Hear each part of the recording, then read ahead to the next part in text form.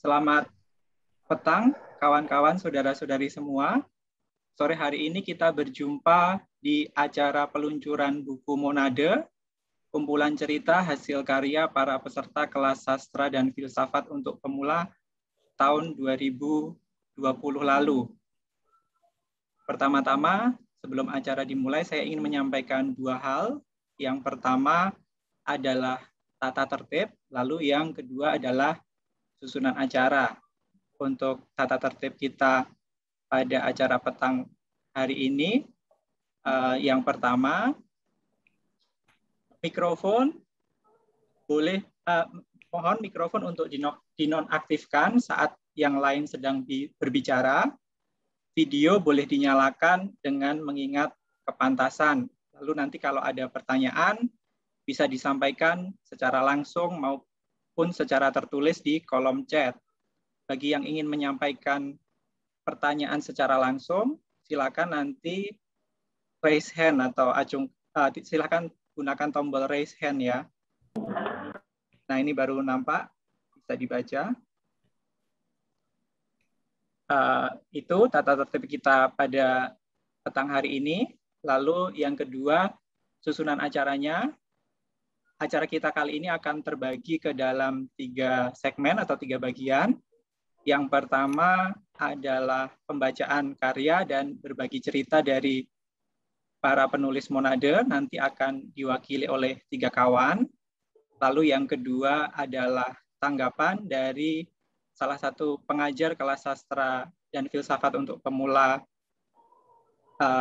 yang sudah tidak asing lagi bagi kita, yaitu Ayu Utami, Mbak Ayu Utami. Lalu acara yang ketiga, nanti kita bisa berdiskusi, bisa mengobrol tentang penulisan kreatif bersama para penulis Monade maupun dengan Mbak Ayu Utami. Sebelum memulai, saya ingin cek mikrofon untuk para pembicara kita pada sore hari ini. Yang pertama yang akan menjadi moderator yaitu Stefani Rifka. Halo Rifka. Halo Mas Ining, halo semuanya. Hai, halo. Lancar ya sinyal dan ini ya. Oke. Iya. Lalu yang kedua yang akan nanti membacakan karya ada Rangga. Halo Rangga. Halo. Oke, bisa ya mikrofonnya. Lalu ada Dira. Halo Dira. Halo. Oke, lalu yang ketiga ada Angelina Eni. Halo Ya, Eni. halo Ining. Oke, lalu nanti kita akan ngobrol juga dengan Mbak Ayu. Hai Mbak Ayu. Hai Ining. Hai semua. Oke, rasanya mikrofon dan kameranya kayaknya semua sudah lancar. Semoga sinyalnya bagus. Untuk selanjutnya acara saya serahkan kepada Rifka. Silakan Rifka untuk memandu acara. Ya, halo semuanya. Saya Rifka, salah satu penulis di Monade yang kebetulan jadi moderator juga saat ini. Terima kasih semuanya udah mau datang ke acara peluncuran walaupun online ini ya, masih mau nyempetin. Saya mau saya mau cerita background dulu sedikit kenapa Monade ini ada. Monade itu ada karena karena Rangga yang pertama-tama mencetuskan ide untuk membuat kumpulan cerita pendek dari PR anak-anak yang ada di kelas sastra dan filsafat untuk pemula 2020 yang tahun lalu diajarkan oleh Mbak Ayu Utami dan Mas Julius Tandianto gitu kan. Nah, tadinya ini kayak cuman ide iseng ya Rangga ya. Kayak kita pas udahan gitu kan bosen ya mau ngapain lagi, mau pulang tapi garing gitu. Terus akhirnya walaupun pandemi ya, tapi ya terus kita makan dulu, makan di kantin situ di kedai Tempo. Rangga ya. Terus akhirnya kayak pas lagi ngobrol-ngobrol gitu, kamu bilang kan kita bikin buku deh gitu. Nah, saya tuh pertama-tama kayak apaan gitu, blank aja gitu. Cuman ya abis itu Rangga yang lanjut gitu. Setelah itu Rangga yang ide bikin grup segala macam, tapi saya yang ngejar-ngejar akhirnya. Jadi ada yang berani bermimpi, ada yang nekat ngejar-ngejar gitu, ngejar-ngejar bikin grup. Terus nanti ada yang berani ngejar-ngejar pas deadline dikumpulin juga, yaitu terus ada yang berani, jadi kayak kita bagi tugas gitu. Yang berani mimpi Rangga, yang berani ngejar-ngejar buat bikin grup saya, terus yang berani scanning 20, tadinya 30 orang, 30 karya yang masih acak-adut, itu nggak semuanya acak-adut sih, itu Mbak Angelina Eni. Terus habis itu diedit gitu kan, nggak tahu betapa menyiksanya itu kali ya Mbak En sebenarnya. Terus habis itu baru Dira yang berani ngejar-ngejar deadline desain sama penerbitan gitu. Mungkin Rangga bisa cerita gitu kenapa awalnya keidean bikin kumpulan cerpen gitu. Sebenarnya banget ya, nggak pernah saya sendiri nggak pernah bayangin mau bikin buku terus diterbitin dengan seproper ini gitu. Saya lebih pengen bikin semacam komunitas sebenarnya gitu. Pengen bikin semacam komunitas yang penghubungnya itu adalah karya masing-masing anak-anak yang ngikutin kelas kemarin gitu. Kita kumpulin, kita terbitin entah gimana caranya lah, dengan seindie gimana gitu. Sebenarnya kalau menurut saya pribadi, orang yang paling penting sampai bikin ini jadi buku di antara grup kita ya Mbak Eni gitu. Iya, setuju. Saya awalnya cuma pengen bikin semacam ekosistem lah gitu. Bikin satu ruangan di mana ada orang bisa ngumpulin karyanya, terus bisa dibaca sama-sama sama kita aja gitu. Itu tujuan awalnya, pengen ngumpulin cerita tuh, bikin grup arsip cerita awalnya maunya indie gitu ya, dan buat koleksi pribadi gitu ya, dan kalangan terdekat lah ya. Kayak gitu. Jadi sebenarnya ini proyek yang nggak gitu ambisius ya. Kayaknya harusnya emang nggak ambisius baru kejadian kali. Terus tiba-tiba kayak semuanya chemistry-nya ada aja gitu. Ada yang abis Mbak Eni rajin mengedit, terus Dira rajin nyari desainer dan lain-lain gitu. Terus mungkin Dira mau kasih sharing cerita gitu pas prosesnya ini, gimana yang paling berkesan gitu dia. Halo, buat nambahin Rangga aja, kalau misalnya Rangga bilang nggak kepikiran sampai jadi buku, kalau aku kepikiran sampai jadi buku. Jadi lebih dari ke rasa penasaran gimana sih prosesnya gitu. Tapi aku belum punya banyak karya, dan ini kebetulan kita sekumpulan kebanyakan lah. Kita ini penulis pemula gitu. Jadi memang awalnya kita iseng mau merasakan gimana sih sampai karya kita tuh bisa diterbitkan. Nah, kalau Rangga itu mimpi, mungkin aku pertama ngasih proses atau bentuk gitu. Apa aja sih yang harus dilakukan gitu. Terus Mbak Eni sebagai yang pengalaman udah pernah publish bukunya, dia kan tahu step-stepnya. Habis itu makin penasaran lah gitu. Kita harus editing cerita kita masing-masing. Terus habis itu kita juga mengukur komitmen orang-orang yang ada di grup. Kan kayak gitu prosesnya. Habis itu sampai ceritanya udah selesai, sambil kita cari ilustrator dan desainer untuk cover, sampai akhirnya beneran terjadi. Dan I think lucky for us, kita jadi barengan terbit dengan penerbit KPG. Gitu. Yeay. Thank you. Terus kalau dari Mbak Eni ada kesan dan pesan nih Mbak, banyak banget kan sebenarnya. Halo teman-teman semua. Kalau kesan dan pesan kayaknya sudah tersampaikan di buku. Jadi memang jadi memang prosesnya itu dari grup yang besarnya ya, grup KSF 2020 kan, yang kita semua tergabung peserta kelas di grup itu. Kemudian ada ide dari Rangga dan Ripka yang bikinin grup kecilnya ya. Siapa yang mau, jadi sebenarnya terbuka buat teman-teman yang sudah ngerjain PR di kelasnya Mbak Ayu dan Julius itu untuk bikin arsip cerita awalnya ya. Nah, terus itu aku cuma bantuin. Arsip cerita, nama awalnya arsip cerita ya. Iya. Udah gitu kira-kira 30 orang ya yang awalnya bergabung ya, Kak. Benar, Mbak. Sekitar 34. Ya. Oh ya, jadi aku cuma berdasarkan dari komentar Mbak Ayu di PR teman-teman. Jadi kan teman-teman waktu itu sudah bikin satu cerita pendek ya kan yang berdasarkan di kelas.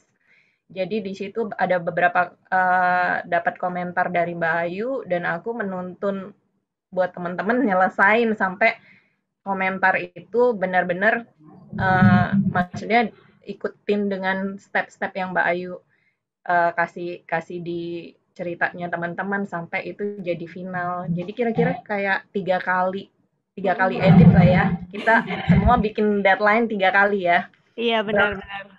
Draft 1, draft 2, draft 3. Tapi ada teman-teman yang memang udah bagus ceritanya, jadi di draft 1 udah selesai kayak gitu.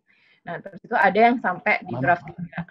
Jadi ya proses masing-masing orang beda-beda sih. Cuma akhirnya syukurlah bisa jadi satu buku bareng-bareng. Iya, teman-teman, Mbak Eni ini adalah jadi Mbak Eni ini rajin ikutan kelasnya Mbak Ayu Utami dan kelas-kelas menulis lainnya sampai akhirnya beliau menjadi cerpenis, udah ngeluarin 2 buku ya at least Mbak, terus jadi asisten Mbak Ayu juga, jadi editor, makanya kita terbantu banget di grup yang tadinya namanya arsip cerita itu ada Mbak Eni, jadi dialah yang mengedit hasil-hasil PR dari kelas KSF yang sudah dikomentari oleh Mbak Ayu Utami. Nah, untuk komposisi penulisnya sendiri sebenarnya lucu juga ya karena banyak datang dari banyak background, ada yang arsitek, ada yang konsultan pajak, ada yang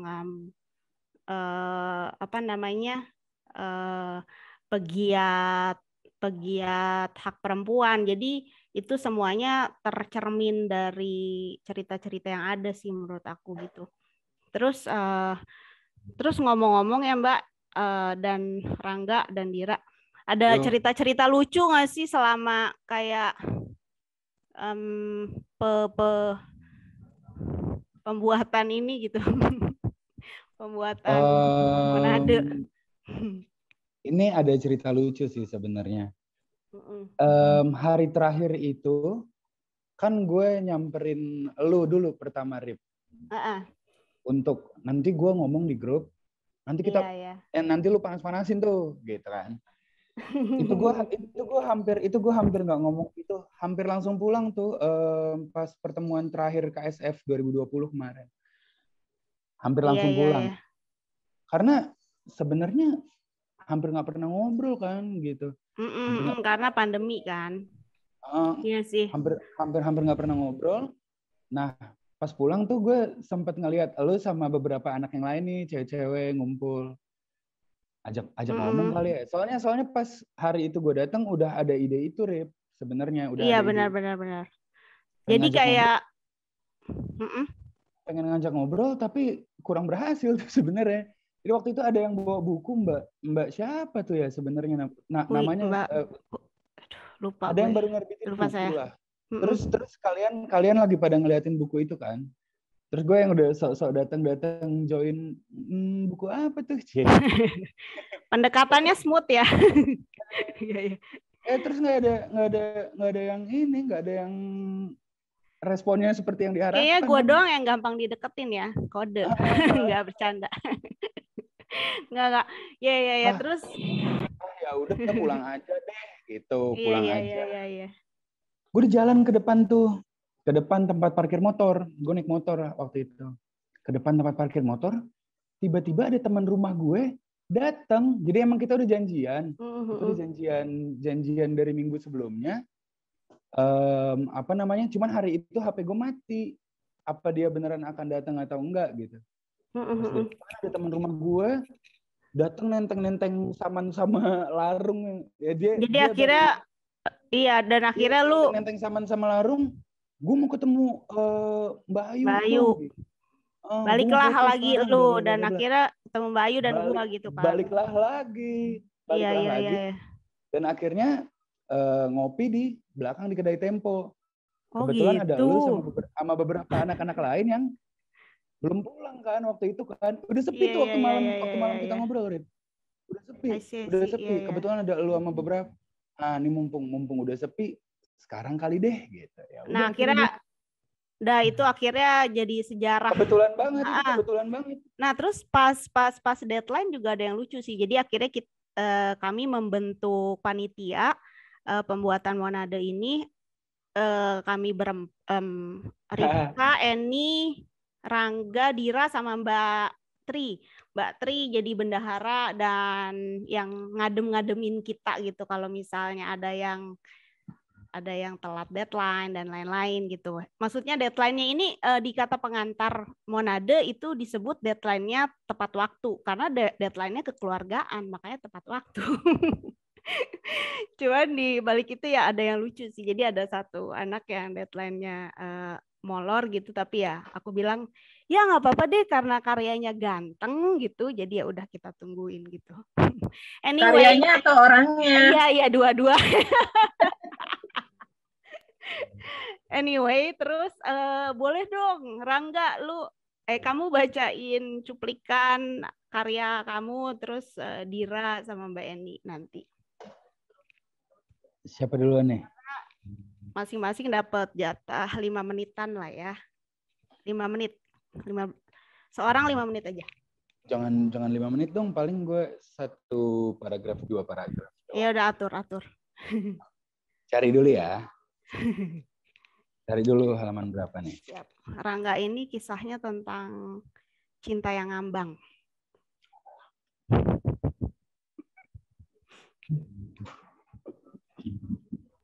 Kayak cintanya siapa, Kak? Cinta kebanyakan orang di sini ya.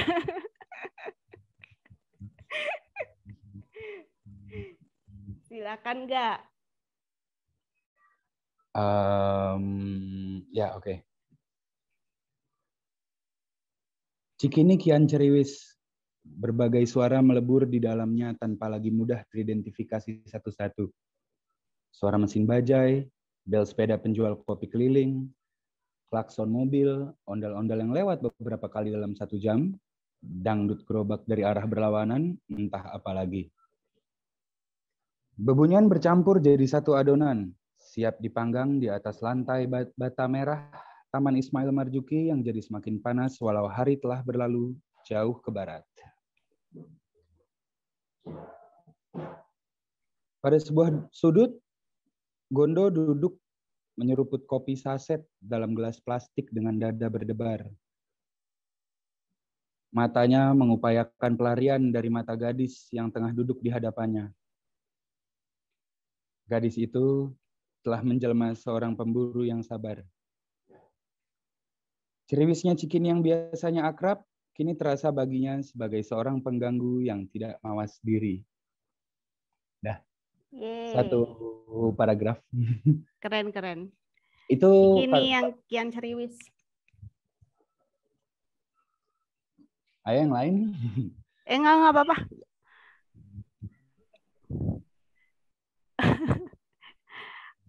Rangga mau lanjut tadi, sorry, gue kepotong kayaknya tadi. Udah segitu aja deh. Dira sekarang. Halo. Karya saya tidak ada judulnya. dalam 40 hari ke depan aku akan mati. Semalam malaikat datang ke kamarku untuk memberitahu hal itu. Tidak semua manusia mendapatkan hak istimewa seperti ini. Begitu kutanya kenapa aku mendapatkannya, ia hanya bilang menjalankan perintah Tuhan. Ia tidak memberitahu bagaimana aku akan mati dan kenapa aku harus mati di usia 28. Kemunculan si malaikat hanya 3 menit.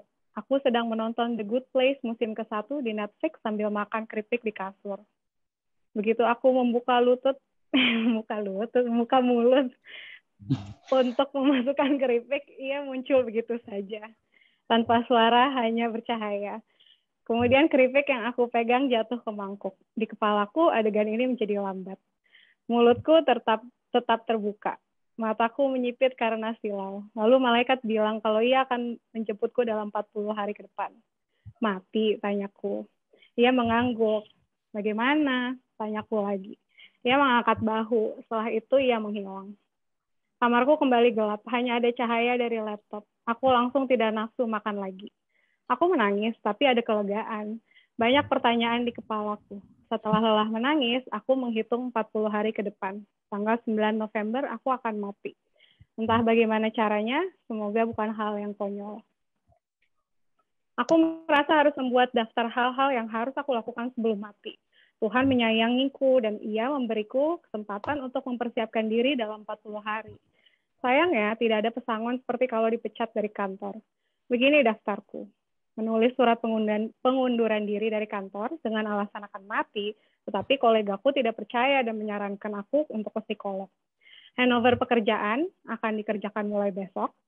Menyortir barang untuk disumbangkan, mencari notaris untuk meninggalkan surat wasiat bahwa aku ingin dikremasi dan abuku boleh disimpan oleh ibu kalau ia bersedia atau diolah menjadi kompos. Mengadakan acara perpisahan dengan teman-teman terdekatku dan benar-benar minum wine terakhir dalam hidupku. Pergi ke pantai untuk terakhir kalinya. Apalagi ya, aku smart sekali memikirkan kemungkinan-kemungkinan yang bisa kulakukan. Ternyata hidup menyenangkan juga kalau bisa tahu kapan deadline-nya. Sekian. Dira tuh kayaknya fetisnya emang deadline ya. Fetish. Iya, lu jualan kalau ada deadline-nya cepet banget juga kan. Ya, lumayan organized. Jadi kalau misalnya udah tahu apa yang harus dilakukan dan sampai kapan, kita kan bisa menentukan langkah-langkah apa yang diambil. Sama kayak waktu proses bikin buku ini. Gitu. Iya. Dira yang suka ngajar desainer sama penerbit. Oke, Mbak Eni nih, terakhir. Oke. Cerpenku judulnya Kepeng Kebebasan Kemangi. Orang-orang menyebut desa kami Desa Bejo karena tanahnya dapat ditanami apapun. Kata kakek, itu karena desa kami ada di kaki Gunung Keramat yang dijaga oleh 2 penunggu. Pertama, Eyang Geni yang suka menyemburkan api. Karena itu, setiap 6 lapanan desa kami mengadakan dukutan. Semua penduduk memberi sesajen yang tersebar di kaki gunung. Aku menyukai Eyang Geni walau belum pernah bertemu dengannya. Karena Eyang Geni, setiap dukutan aku bebas dari rasa lapar.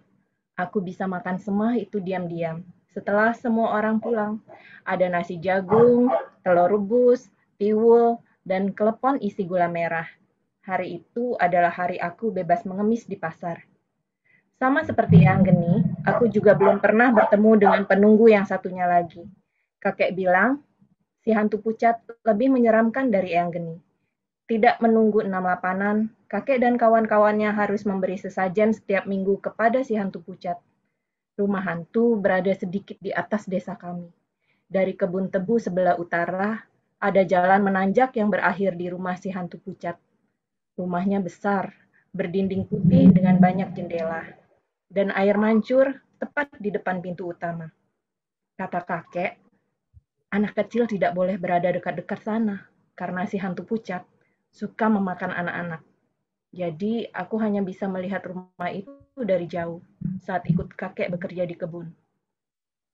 Setiap pagi, kakek bersama kawan-kawannya pergi ke kebun untuk menanam. Ada rupa-rupa benih yang kakek dan kawan-kawannya tanam. Kakek mencangkul, dan mencangkul sampai lubang di tanah dalam, dan benih bisa ditanam. Saat petang menjelang, kakek pulang. Di rumah, kakek menyiapkan nasi jagung. Sehabis makan bersama, kakek akan memintaku memijit dan mengerok punggungnya. Aku menginjak-injak punggung kakek yang sudah membungkuk kuat-kuat sampai berbunyi retak-retak. Lalu aku mengoleskan balsam dan menggambar punggung kakek dengan kepeng tembaga. Hal ini yang paling aku suka. Aku menggambar dan menggambar sampai di punggung kakek tergores pohon palem raksasa. Kata kakek, kepeng tembaga itu harus kujaga baik-baik, karena suatu hari nanti bisa kupakai untuk membeli kebunku sendiri. Tapi sekarang kepeng itu hilang. Aku mencarinya di kolong dipan, di bawah tikar, tidak ada. Aku membongkar kaleng keneker, memeriksa kantong-kantong benih kakek yang bersandar di pintu depan. Tidak ada juga. Badanku mulai terasa panas, air mengembang di pelupuk mata. Aku membayangkan wajah kakek yang kecewa pada kecerobohanku. Kepeng ini bisa dipakai untuk membeli kebunmu sendiri, Nduk. Aku ingin punya kebun sendiri, menanaminya dengan jagung supaya tidak perlu lagi mengemis beras di pasar. Aku ingin punya kebun sendiri, menaburinya dengan biji kopi, memetik buahnya, dan menghidangkannya untuk kakek, agar ia tak perlu lagi dipukul kemendur karena ketahuan mencicip kopi panas diam-diam. Aku ingin bebas menggarap kebunku sendiri, tanpa harus dipaksa menanam benih yang tidak bisa kunikmati. Bukankah paksaan itu perbuatan jahat? Lihatlah punggung kakek yang semakin mengokol akibat dipaksa terlalu lama mencangkul. Lihatlah pinggang kakek yang selalu rematik hingga harus diolesi balsam setiap malam. Memaksa sama saja menghilangkan kebebasan. Aku ingin menjadi orang yang bebas. Aku ingin merdeka. Tapi masalahnya, aku sudah kehilangan kepeng tembaga itu. Kunci kebebasanku. Aku putus asa. Aku belum lagi merdeka. Dan sepertinya tidak akan pernah merdeka. Yeay, itulah tentang perempuan yang mencari kebebasan.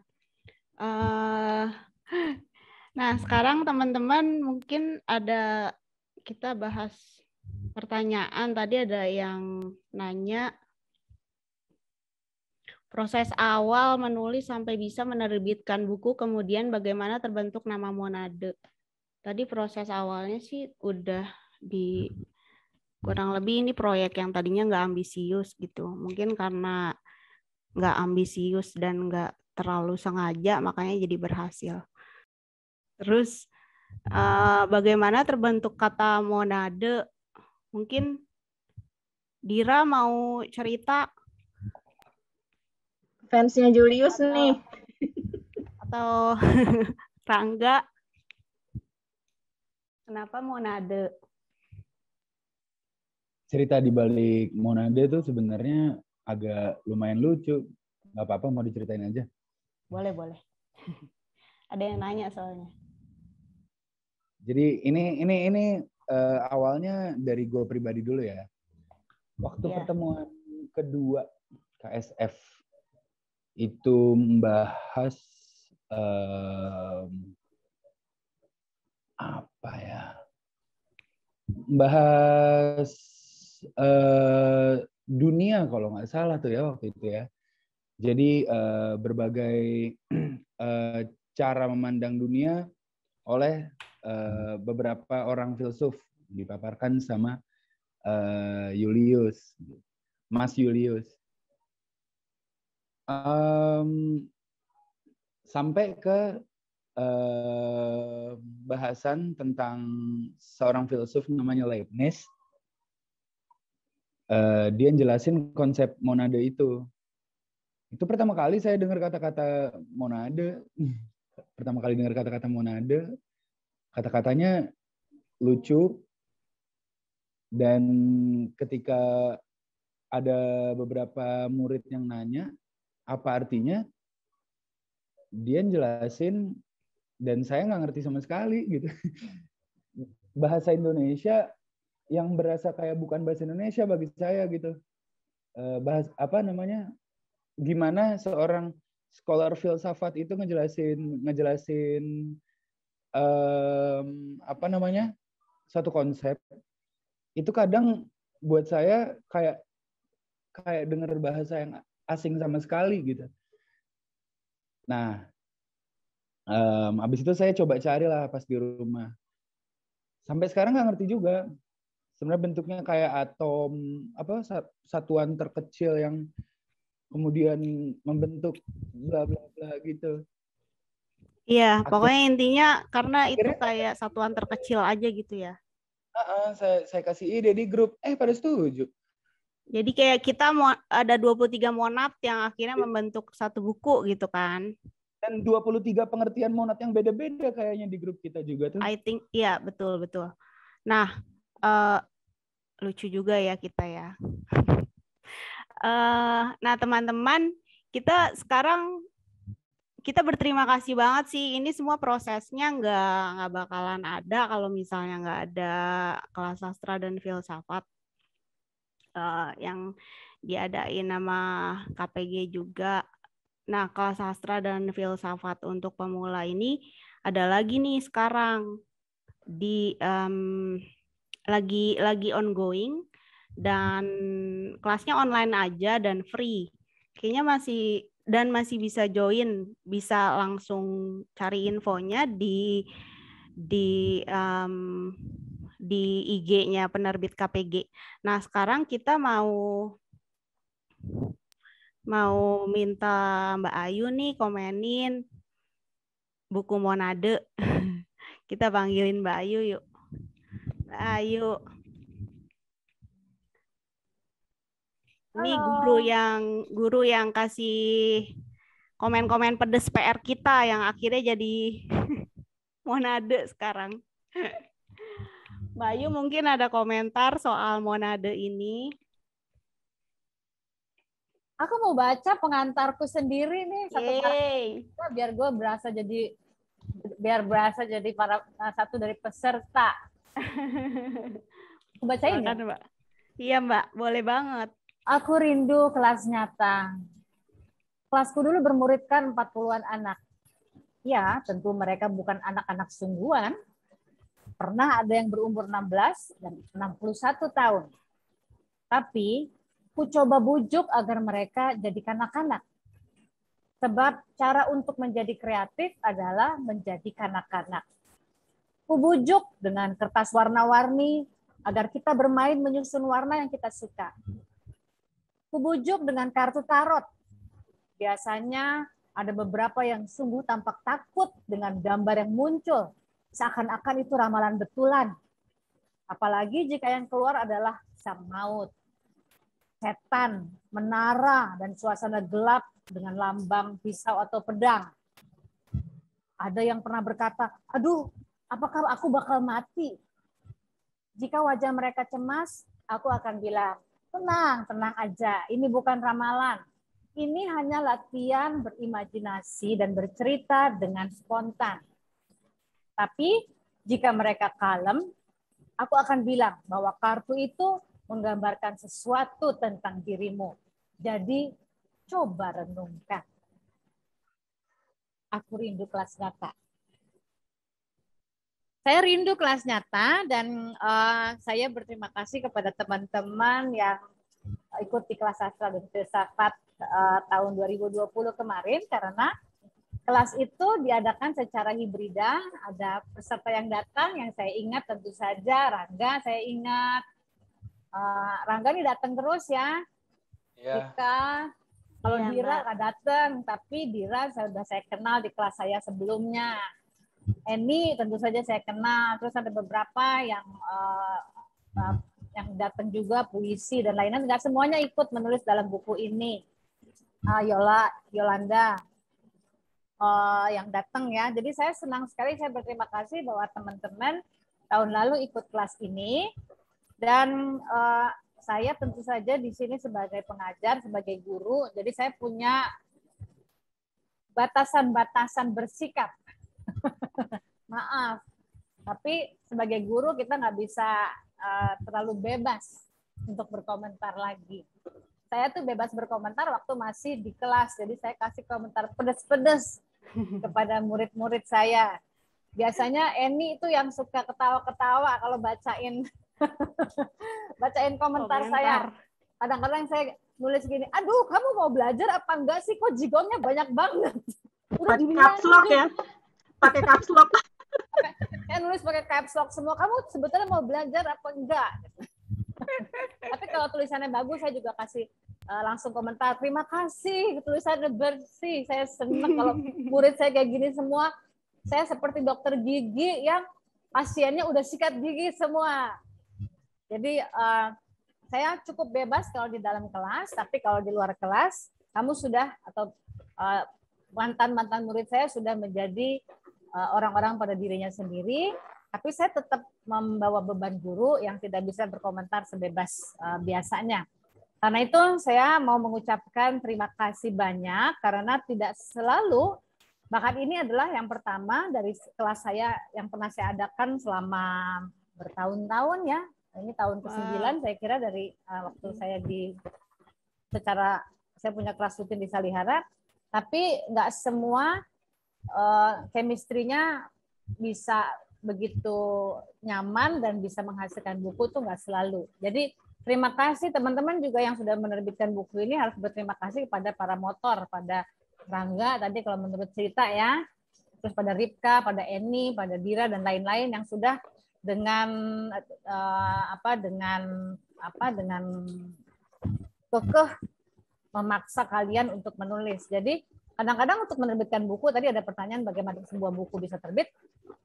Salah satunya adalah dengan memaksa diri kita. Meskipun paksaan itu seperti yang dialami kelas ini, paksaan itu terjadi dengan cukup rileks ya, nggak dengan target yang tinggi, nggak dengan target yang terlalu ambisius.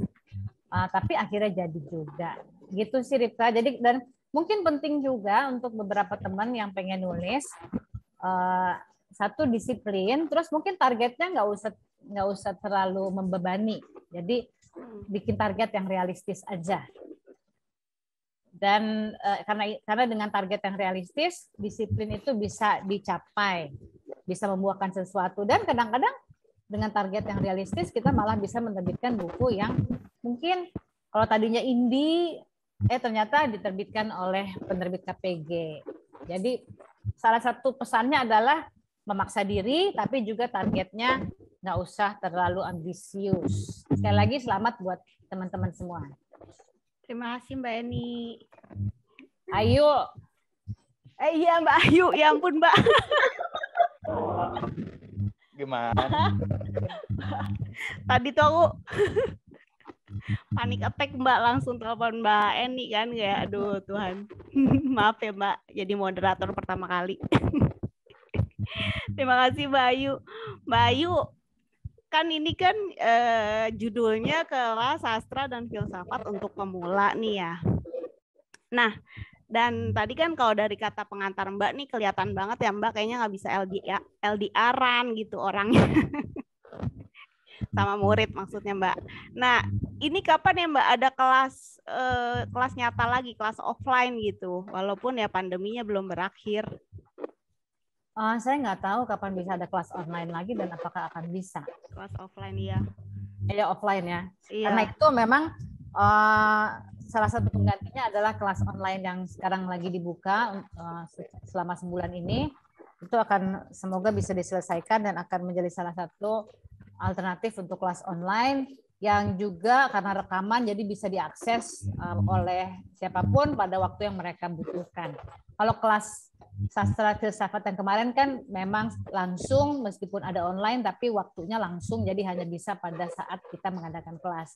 Kalau yang nanti ini bisa diakses sesuai dengan kesesuaian waktu masing-masing peserta. Okay. Jadi karena memang sudah ada rekamannya di situ kan? Iya sih. Ya padahal kayaknya teman-teman juga pengen banget kelas offline itu ada lagi ya, karena aku juga salah satu yang nggak bisa, kalau online tuh kurang gimana gitu ya, kurang nyata, kurang greget gitu. Iya, aku juga senangnya kelas offline karena bisa bertemu langsung, bisa gangguin murid, bisa kelawak, bisa ganggu ya, goda-godain dia lah. Iya. Berarti di online ini nggak ada PR lagi ya Mbak, di mana kita bisa diomelin lagi. Kangen ya, kangen diomelin ya. Iya, kadang-kadang kan feedback yang jujur itu kan yang yang beneran ngebangun kita, bukan yang basa-basi gitu sebenarnya. Nanti kita lihat apakah mungkin ada komentar yang bisa seperti dulu ya. Kita harus lihat kemungkinannya sih. Karena sebetulnya bagian yang paling melelahkan dari pekerjaan mengajar adalah memeriksa PR. Oh, oke. Makanya jigong-jigongnya dibantuin diperiksa sama asisten Mbak Ayu juga ya. Yang adalah Eni, ini beneran nih namanya sekarang. Iya, Eni. benar-benar. Giliran harus menyebut nama Eni lo nggak sebut. Mbak Ayu, terus tadi nih ada nih kata Susi juga pada ini nih Mbak, pada rindu dikomenin sama Mbak Ayu. Nah, terus ini ada yang nanya, jadi penasaran kalau menerbitkan buku bareng-bareng, apakah para penulis ikut terlibat dalam pengembangan cerita lainnya atau fokus pada tulisannya saja? Maksud pertanyaannya tuh gini, semacam apa peer review atau apa gitu atau enggak, maksudnya saling kasih komentar. Ada sih. Ada. Ya, saling komentar di grup atau japri-japrian juga ada sih. Jadi kita kayak saling membangun juga ya, kayak please feedbackin gua dong gitu. Ini saya beberapa kali ngechat Mbak Eni kayak pengen eksperimen Mbak, diginiin Mbak gitu. Oh ya, kadang kalau nggak apa-apa ya nggak apa-apa gitu. Cuman pelajaran yang paling bagus sih saya dapat itu kadang ya karya nggak apa lebih baik kita tahan kalau mau kotak-atik itu gitu. Iya. Ada juga kalau saya sih ngerasanya ada yang kan ada karya-karya ya penulis teman-teman yang lebih bagus nulisnya gitu. Jadi saya japri gitu. Menurut kamu nih gimana ya? Saya harus kayak gimana gitu. Minta ya jadi gitulah, minta selain dari Mbak Eni, dari teman-teman yang lebih berpengalaman nulis juga gitu. Kita saling kasih feedback. Terus nah, nama grup kecil itu juga aneh-aneh jadi awalnya itu grup kecil Kak. Itu grup kecil nama-namanya. Kayaknya Mbak Eni itu ngebaca 30-an karya itu dalam berapa jam Mbak Eni? Cepet banget ya? Berapa lama sih Mbak Eni? Kayak bisa di scanning terus dikualifikasi. Oh iya, aku bikin tabel. Jadi dari komentarnya Mbak Ayu tentang bahasa, tentang isi, struktur sama isi. Aku bikin tabel. Jadi yang komentar Mbak Ayu tentang 3 hal itu aku gabungin. Terus itu topiknya juga dikelompokin anak-anak. Jadi biar mereka bikin grup kecil-kecil biar saling baca dan saling kasih pendapat gitu ya. Grupnya aneh-aneh kan Kak? Iya, namanya ada yang jalan hidup, ada yang perselingkuhan cinta gitu ya. Iya, ada yang rumah tangga, ada rumah tangga porak-poranda. Iya. Terus anehnya itu tuh ada beberapa grup yang emang chemistry-nya tuh kayak dapat aja gitu. Kayak misalnya di aku ya. Astaga, jadi curhat jadinya. Jadi kayak kok semuanya ternyata pernah ditinggal nikah gitu misalnya. Ini grupnya namanya Jalan Hidup atau grup ditinggal nikah gitu, nggak tahu. Terus ya itulah kemampuan Mbak Eni kalau udah jadi editor cepet banget ya bacanya, scanning gitu, terus di groupingnya bisa gitu. Terus ada yang tanya juga tadi. Selamat. Ada tuh grupnya namanya Cinta Perselingkuhan. Iya Mbak itu. Demen banget ngomongin cinta itu. Mungkin Rin atau Astrid mau kasih komen. Tinggal raise hand teman-teman Manado yang dari grup perselingkuhan. Komen apa ya? Boleh komen dulu. Boleh Astrid. Ya waktu itu kan kalau nggak salah Mbak Eni yang bagi-bagi ya. Iya. Aku juga belum ada yang kenal sih sama Rini. Ya maksudnya cuma tahu di grup aja kan, Rini sama Dita. Waktu itu ada satu lagi sebenarnya namanya Dini. Cuman kebetulan memang kayaknya Kak Dini itu lagi proses bikin novel. Jadi dia nggak sempat nyelesain cerpennya. Makanya yang ada di Modande cuma saya, Rini sama Dita aja. Gitu. Jadi waktu pertama kali dikategorin sama Mbak Eni itu, cinta perselingkuhan, ternyata pas dibaca karyanya masing-masing, iya benar juga sih.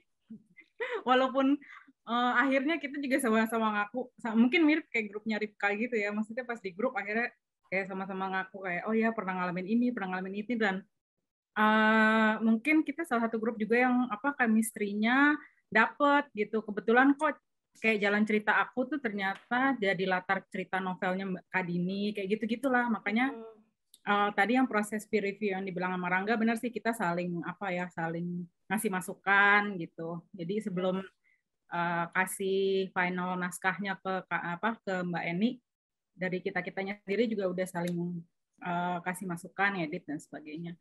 Itu nyata efektif sih, kayak Mbak Eni, grup kecilnya itu. Kalau di kita sih efektif itu. Relate ya ternyata ceritanya juga ya satu sama lain di grup itu. Ada yang nanya, ada yang punya pengalaman emosional pas bikin buku ini. Kayaknya banyak nggak sih? Mungkin ada yang mau sharing. 23 temanku yang lain, 22 temanku yang lain. Pertanyaan buat moderator tuh kali.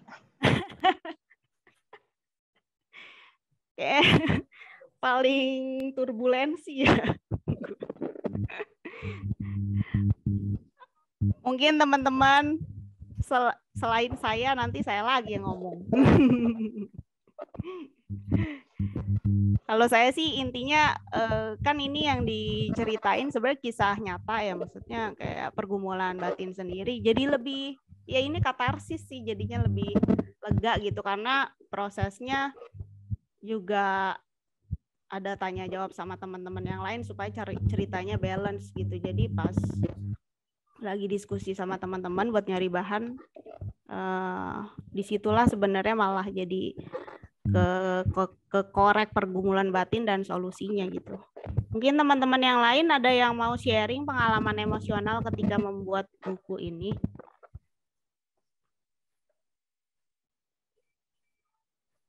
Uh, 5, 4, 3, 2. Boleh nggak aku? Boleh, yay. Please.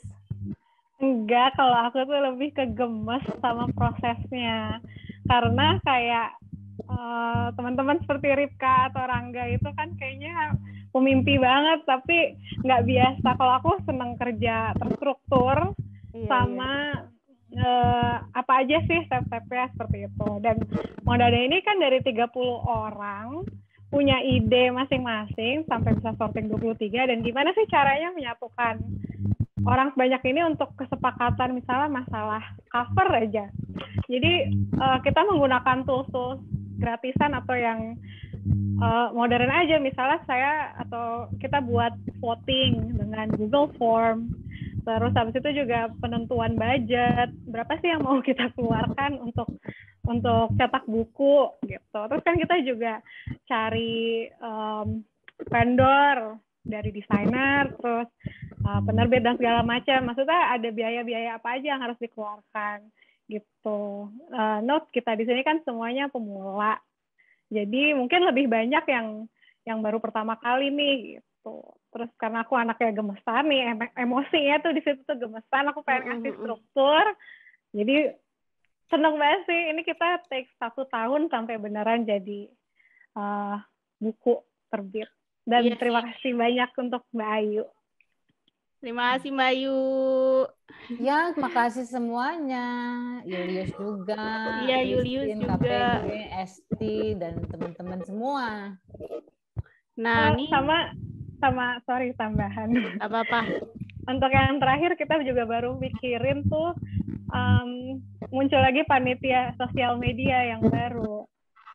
Jadi kita kasih wadah untuk Monad ketemu dengan, atau Monade ketemu sama pembacanya, atau bisa komentar, atau jangan lupa ada giveaway di @monade_23. Itu Ya, ada betul panitianya itu. sendiri. Akunnya Monade_23 ada giveaway sampai jam 10 malam ini masih dibuka. Ini lengkap nih ya mereka ya, bikin dari nol loh, dari bikin dari ide, terus editing, ngumpulin segala macam, bikin sampo sampai marketing. Sampai ke gimmick-gimmicknya untuk berhubungan dengan penonton. Hebat banget kalian. Iya, ada Evin, Astrid, sama Fiona, Susi itu yang Evin sih strategis media sosial. Emang dia itu kerjanya di bagian sekolah media sosial, Mbak, emang. Jadi pas banget sih, parah. Nah, terus ini ada yang tanya nih, halo Kak, saya Reika dari Bandung, saya sendiri seorang penulis pemula. Penulis semula, senang menulis cerpen di beberapa platform khusus, izin bertanya bagaimana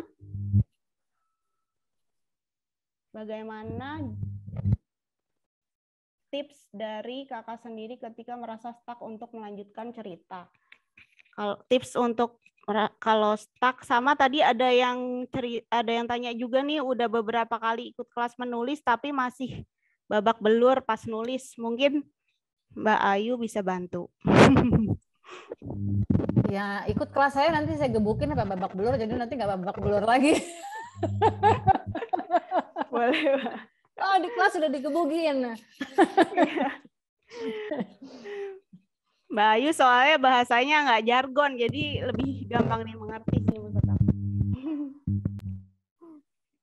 Tapi kalau tadi pertanyaan mengenai bagaimana kalau stuck tuh mungkin dari teman-teman di sini bisa jawab ya, karena ada nggak yang mengalami stuck waktu nulis atau waktu proses ini dan bagaimana menyelesaikannya? Mungkin teman-teman ada yang mau jawab? Menurut saya nongkrong.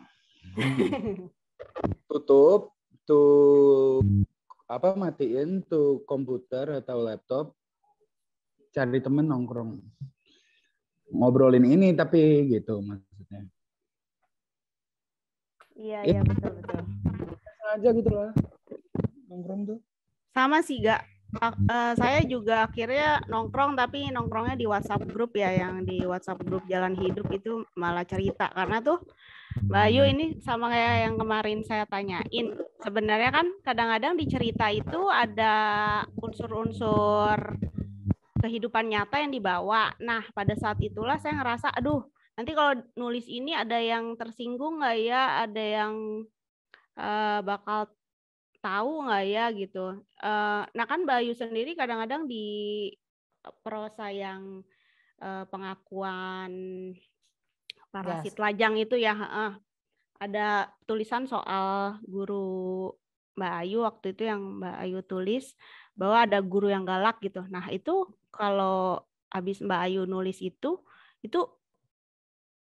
pas ketemu orangnya gimana gitu Mbak? Oke. Memang di buku, terutama di buku-buku seri Parasit Lajang atau yang di Simple Miracle itu kan memang kisah nyata ya. Jadi memang saya bercerita tentang orang-orang yang ada benar. Nah, kunciannya gini sebetulnya. Kalau kita menceritakan orang, apalagi mungkin sesuatu yang dianggap tabiat kurang baik ya dari mereka, satu, kita harus percaya bahwa sebetulnya kita tidak mau mengejek. Jadi bukan kita mau jelek-jelekin orang, tapi kita mau menceritakan bahwa hal itu terjadi di masyarakat dan kita perlu menyadarinya, karena itu nggak bagus ya, misalnya kalau bagus juga nggak apa-apa kan. Tapi yang kita tuju bukan cuma sekadar menceritakan kejelekan orang, tapi sebetulnya mengajak pembaca untuk sadar bahwa perbuatan itu tidak. Jadi gini, perbuatan, kalau saya menceritakan beberapa tabiat jelek orang itu pada umumnya dalam satu kerangka, karena saya mau mengatakan bahwa perbuatan ini bukan datang dari kejahatan, tapi dari tekanan masyarakat.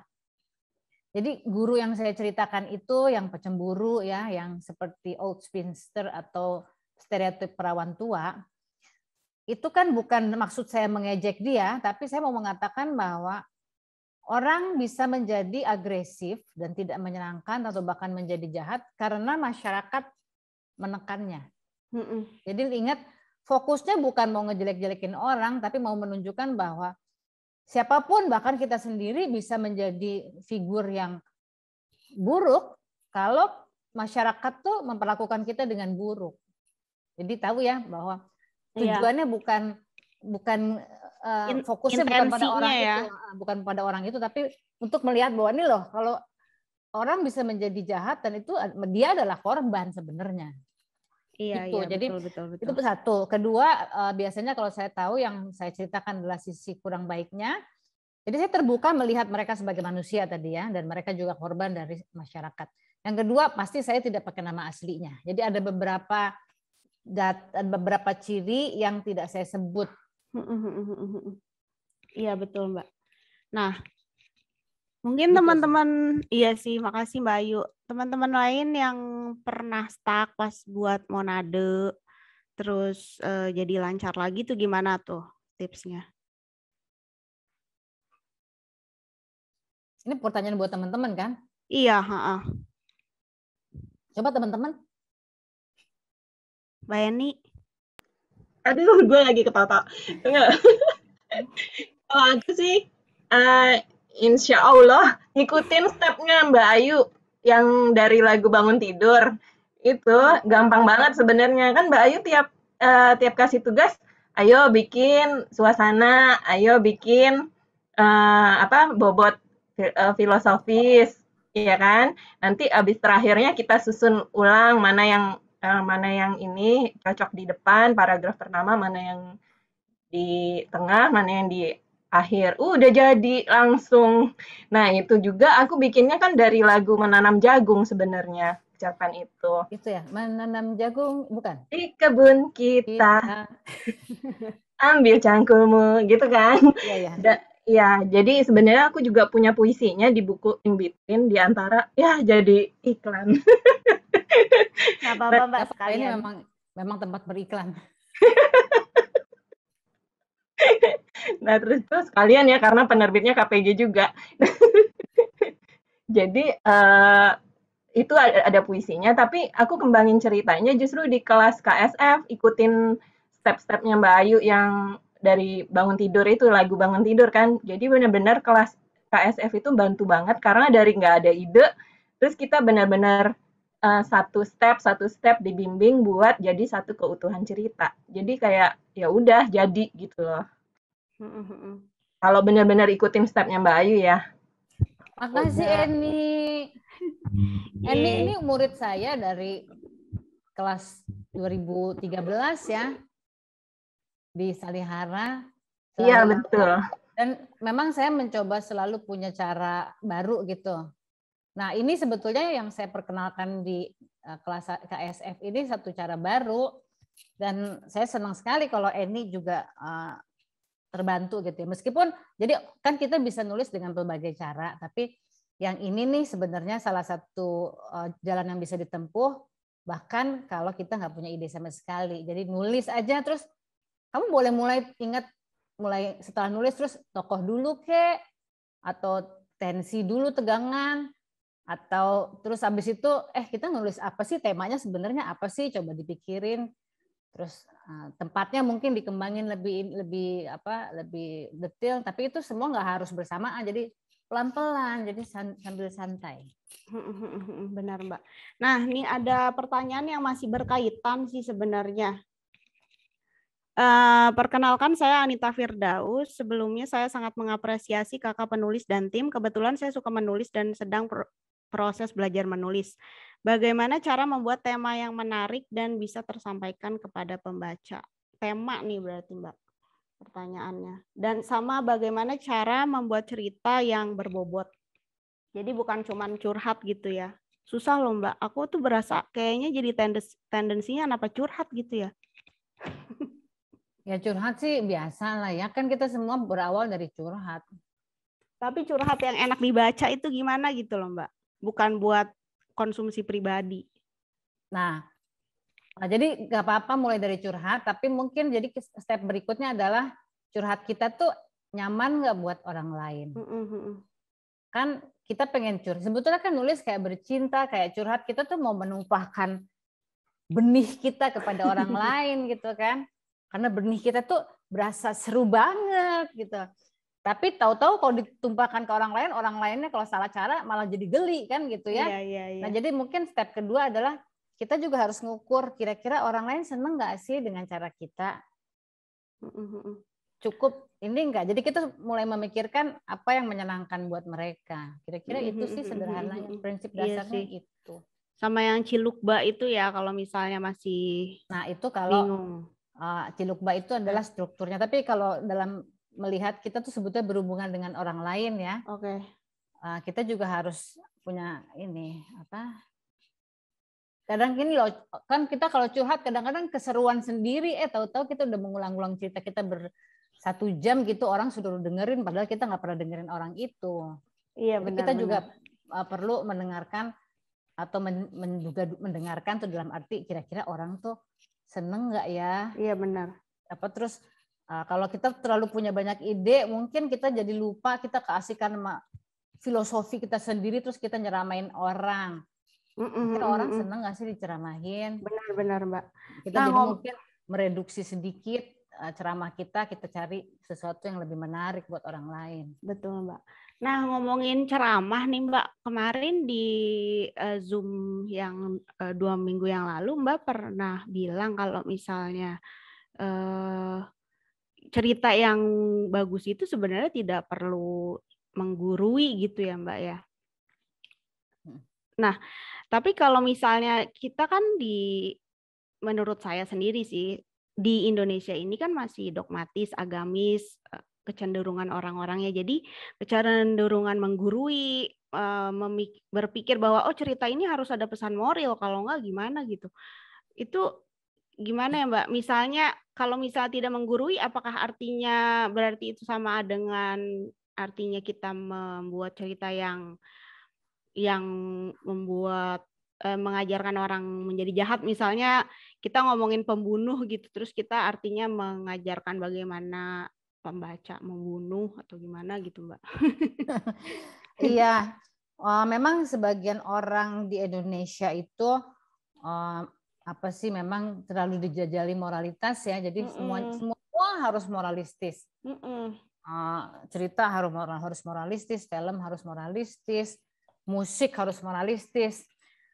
Nah, sebetulnya mengajarkan moral tuh nggak apa-apa, tapi nggak di semua aspek kehidupan kita membutuhkan moralitas. Kan kita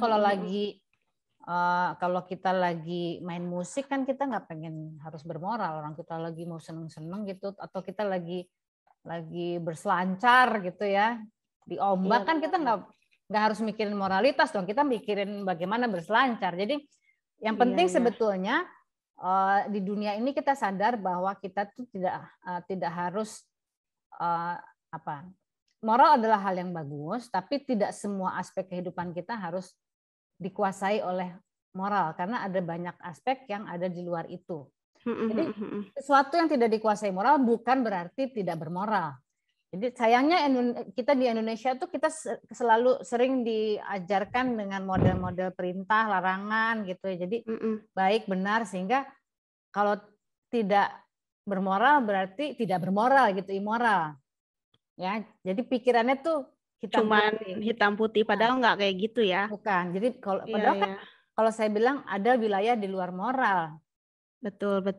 Itu ada, misalnya sederhana kalau kita lagi berfantasi sendiri, kita lagi senang-senang sama teman dekat kita. Iya betul. Sebetulnya itu nggak perlu moral. Kalau kita lagi belajar main piano, misalnya kita lagi belajar jari gitu untuk kan nggak perlu bermoral. Orang cuma latihan jari kok. Jadi itu seperti yang kemarin ada yang bilang mau bikin tulisan yang baik apa tulisan yang enak gitu. Tulisan yang enak juga penting ya Mbak. Ya, bercinta juga gitu. Cara yang benar belum tentu enak. Coding. Oh. Oh ya. Nah, terus ada yang nanya tuh tadi, bentar ya. Tadi ada yang nanya bagaimana cara mengasah Ini sekarang kepekaan. nanyanya dijawab sama teman-teman yang nulis Iya, deh. makanya saya tadi, nah, Rangga, silakan. Mungkin selain Rangga ada yang juga mau bicara loh. Misalnya ada nih, ada Yolanda Prameswari, ada Leli Prihatining Tias, ada Yuli tadi kayaknya udah ngomong Yuli ya, udah nulis teks. Iya. Enggak, saya mau nanya sama teman-teman nih sebenarnya, termasuk mungkin Mbak Ayu juga. Kalau saya ingat kelas kemarin itu kan itu kayak cara-cara untuk memunculkan sesuatu yang nggak apa-apa awalnya nggak ada gitu. Misalnya gini, kita bisa nulis cerita panjang, awalnya nggak ada ide, jadi ada ide dengan cara ini. Nah, saya pengen tanya bisa work atau enggak kalau sebaliknya gitu. Karena saya tipikal orangnya gitu ya. Jadi awal ada urgensi untuk berdialog, tapi nggak punya teman buat diajak bicara ini, nulis panjang lebar, tahu-tahu saya sadar udah berapa jam dan udah berapa halaman, belakangan baru dimasukin pakai kerangka yang kemarin diajarin itu, apakah bisa works atau enggak ya? Gitu. Soalnya saya tipikal orangnya gitu. Kamu nanya sama siapa? Kamu nanya sama siapa? Sama semuanya. Karena Mbak Ayu yang ngajarin. Tapi tadi saya lihat beberapa teman-teman kayak Dira atau Mbak Eni kayaknya udah pandai banget gunain itu gitu. Mereka udah ikut kelas berapa kali. Saya baru sekali, dan pas waktu saya ikut bulan Agustus tahun lalu itu saya baru sebulan atau 2 bulan coba-coba nulis. Ya, aku terpaksa jawab nih ya. Sebetulnya ini aku udah sering ulang di kelas. Sesi pertama aku selalu mengingatkan bahwa kita ini beda-beda. Ada orang yang tipenya spontan, ada orang yang tipenya terstruktur. Jadi silakan aja. Kalau kamu lebih bisa mulai dari punya ide besar dulu, terus kamu turunkan menjadi hal yang konkret, boleh. Tentu saja nggak ada larangan. Jadi sekali lagi cara pikirnya jangan dikotomis. Kalau ini bisa, ini dianjurkan, berarti yang lain nggak dianjurkan. Enggak. Sebetulnya semuanya bisa, tergantung kamu jenis orang yang kayak apa. Soalnya teman-teman saya banyak nggak bisa kayak gitu, jadi pusing juga. Ya kan, kita akhirnya tahu bisa apa enggaknya setelah nyoba. Dan sebetulnya juga nyoba, sebagian orang misalnya kalau nggak, sayangnya tuh orang kalau nggak dibimbing, nggak dikasih tahu, kamu bisa loh gitu. Terus mereka udah dari awal bilang, gue nggak bisa, ini bingung, susah gitu. Akhirnya mereka nggak bisa. Jadi sebetulnya, tapi kan kalau kita bilang, gue udah nggak bisa duluan, nggak mungkin itu bisa. Itu sebetulnya mereka udah menjadi orang dewasa yang punya pendapat bahwa mereka nggak bisa. Padahal kalau kita kembali menjadi anak-anak, kita tuh kosong, kita nggak tahu kita bisa apa enggak, kita nggak peduli, kita coba aja. Dan biasanya itu justru membuat kita bisa. Betul, setuju banget tuh Mbak. Terima kasih. Seru ya, tapi Mbak kadang-kadang kalau misalnya kita ngerasa bisa terus, kadang-kadang aku ngerasa takut gitu, ini beneran bisa apa? Takut adalah bagian dari tegangan proses itu. Proses ya, betul Mbak. Nah, ada yang nanya juga tadi, Azhar dari Batavia ya. Bagaimana tips simple untuk menulis novel? Nah, udah novel nih Mbak. Kalau novel lebih panjang lagi ya Mbak. Bisa simple nggak Mbak tipsnya? Ya kalau mau simple ya mulai aja. Iya sih. Kalau yang nggak simple, ikutan kelasnya Mbak Ayu aja ya nanti ya. Nggak harus ikut kelas saya. Nah, kalau nggak mau simple, maksudnya sesuatu itu bisa sangat sederhana ya. Ya itu sederhana ya mulai aja. Nah, iya betul. Fiona, ayo Fiona mau ngomong nih. Aku pengen sharing aja. Jadi setelah kan yang cerita aku kan yang soal anak ketemu selingkuhan papanya dulu itu. Iya. Nah setelah aku udah sharing ke teman-teman, jadi udah pada beli kan teman-teman pada baca. Terus banyak yang komentar kayak, kok dia pas ketemu cewek itu nggak langsung ditampar gitu, atau kok dia baik banget sih mau ketemu gitu. Kayak pengen ini touch on yang tadi Mbak Ayu ngomong soal moralitas sih, mungkin kayak jadi dari cerita aku emang kayak moralnya agak abu-abu gitu. Terus jadinya kayak orang jadi bertanya-tanya gitu, kenapa dia gini, kenapa dia begitu. Pengen sharing aja sih. Tapi sebenarnya Fiona justru itu bermoral sekali ceritanya. Kamu sangat punya sikap moral yang jelas, yaitu bahwa kamu tidak menghakimi, paling tidak cerita itu ya. Cerita itu tidak menghakimi atau tidak terjebak dalam proses penghakiman. Jadi bahwa ayahnya punya selingkuhan, dan yang diceritakan di situ kan selingkuhannya sebetulnya sangat baik. Dia perempuan mandiri, dan dia tidak mau mengganggu keluarga orang. Dia punya anak dari laki-laki itu, tapi juga tidak minta pertanggungjawaban dari laki-laki itu. Jadi si cewek selingkuhan bapaknya ini memang kita pantas respect sama orang seperti ini. Ya, jadi sebetulnya cerita kamu tuh sangat punya moral. Cuma moralnya mungkin moral yang luas, yang terbuka, yang nggak cocok sama orang yang yang cupek ya, sama orang yang pandangannya sempit. Pandangan sempit itu apa sih? Pandangan sempit itu kira-kira adalah orang yang hanya mengukur sesuatu berdasarkan kepentingannya sendiri. Jadi kan kepentingan, itu selingkuhan bapak gue, dasar kurang ajar, perempuan kurang ajar gitu ya. Tapi kan kalau kita mencoba melihat lebih luas, perempuan itu sama sekali tidak kurang ajar. Dia sangat pantas dihormati lah sosok itu.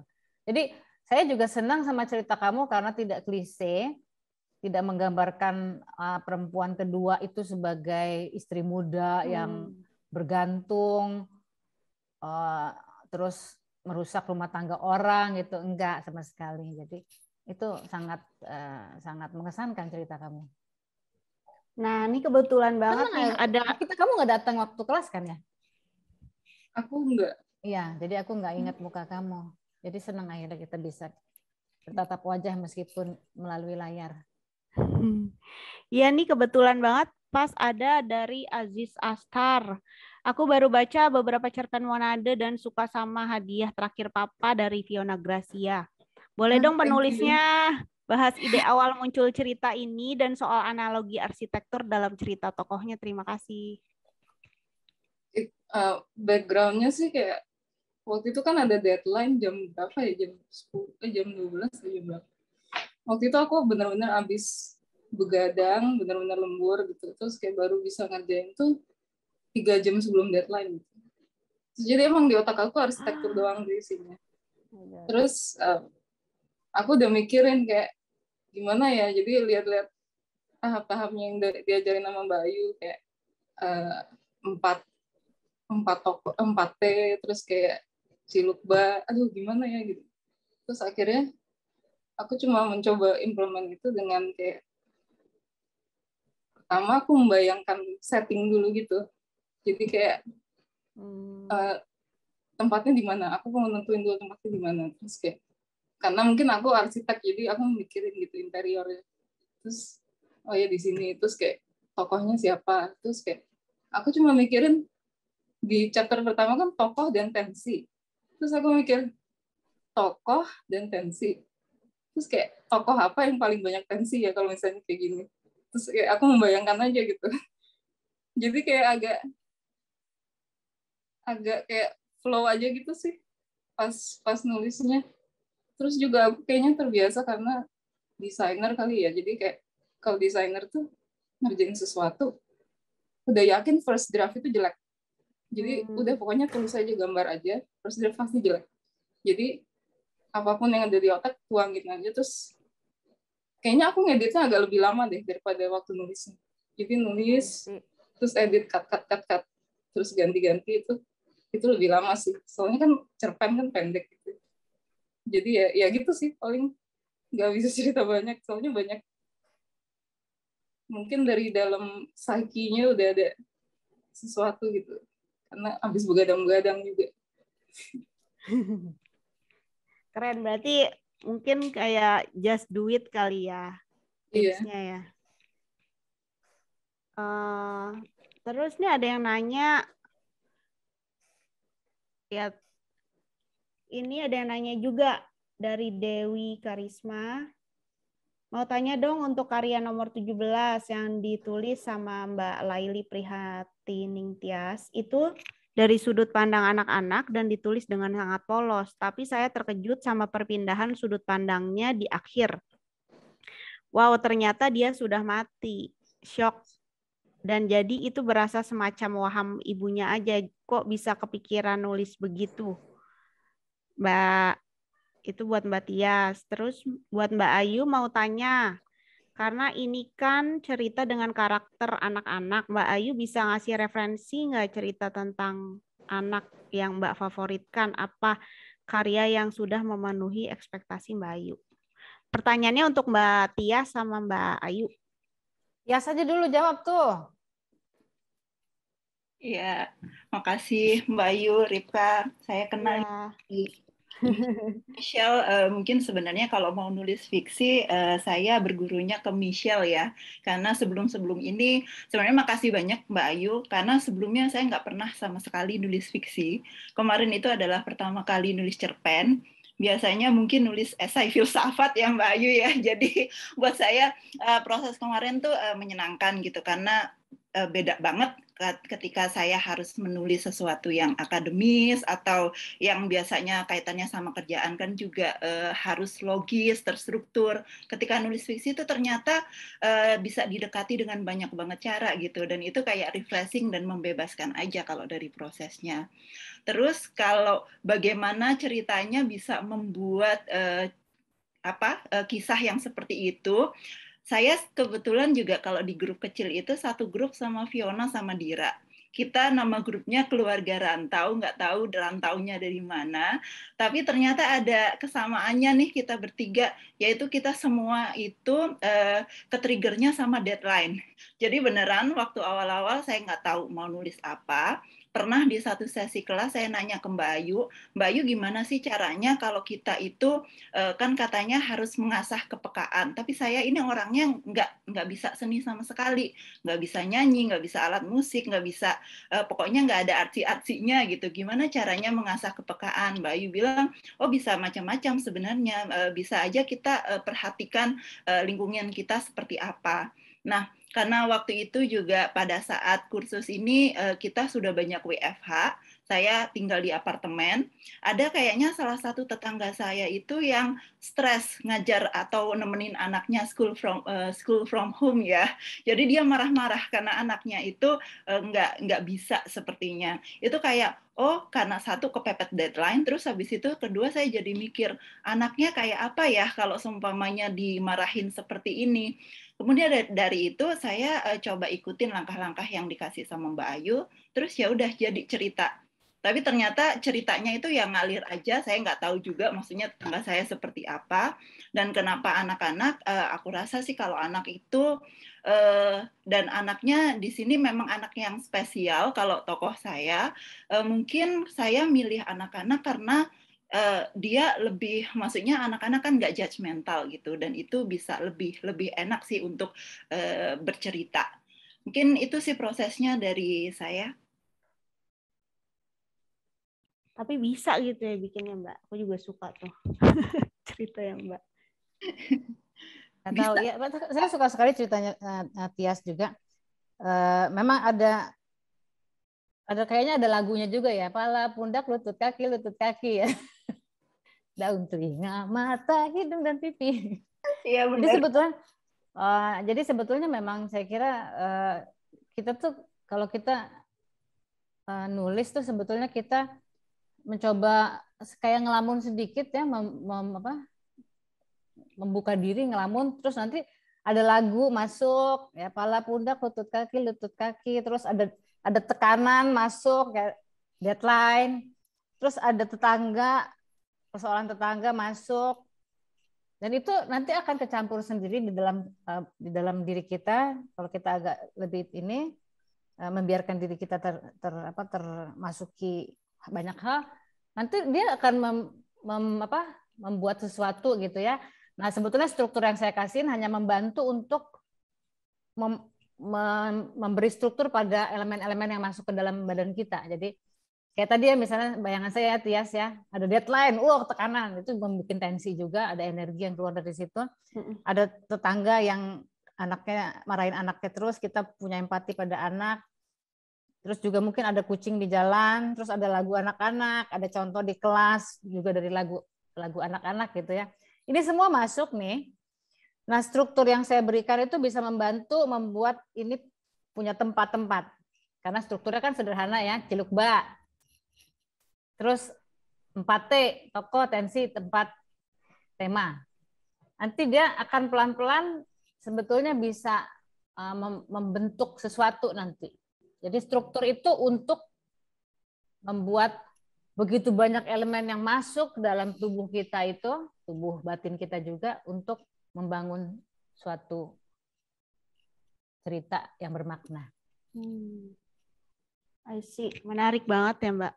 Itu cerita Mbak Tias ini ceritanya tentang hubungan ibu dan anak. Menurut saya sih itu thriller ya, akhirnya jatuhnya. Dan tadi ngomong-ngomong Fiona tadi saya lupa jelasin, itu ceritanya tentang seorang anak yang akhirnya bertemu dengan selingkuhan ayahnya gitu, dan ayahnya sudah meninggal. Itu juga favorit orang-orang tuh. Ini ada Mbak Elsa Malinda mau ngomong, mungkin bisa di unmute. Teman-teman KPG, Mbak Elsa bisa raise hand nggak? Elsa Malinda, ask to unmute.